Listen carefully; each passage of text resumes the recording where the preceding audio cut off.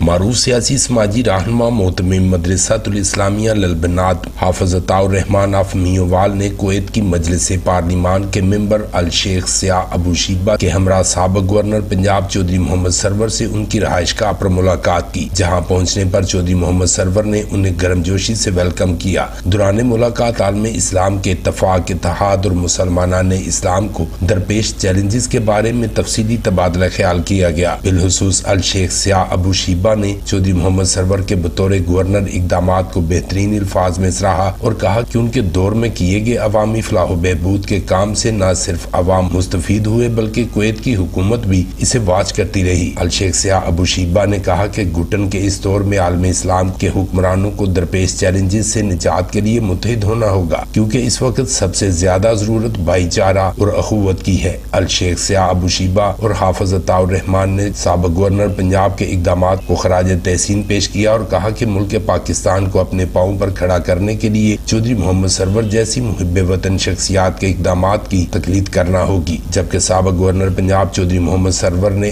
آنے والے معزز مہمانوں کا شکریہ ادا کیا اور کہا کہ اپنے عہدہ کے دوران ہمیشہ جوابدہی کا احساس رکھ کر کام کیا ہے۔ انہوں نے کہا کہ اس میں کوئی شک نہیں کہ جب تک عالم اسلام کے حکمران ایک پیج پر نہیں آتے تب تک ظلمت کے گٹاٹوپ اندھیروں میں ڈوبے رہنا ہی مقدر ہے۔ انہوں نے کویت اور پاکستان کے مابین دوستی اور پیار محبت کو مزید بڑھانے پر زور دیا اور کہا کہ کویت کے ساتھ تجارتی معاہدوں سے پاکستان کی معیشت کو ہمیشہ سہارا ملا ہے۔ اس موقع پر باہمی دلچسپی کے امور پر بھی تبادلہ خیال کیا گیا۔ شاہد بٹا، BB1 نیوز، جلال پور، جٹا۔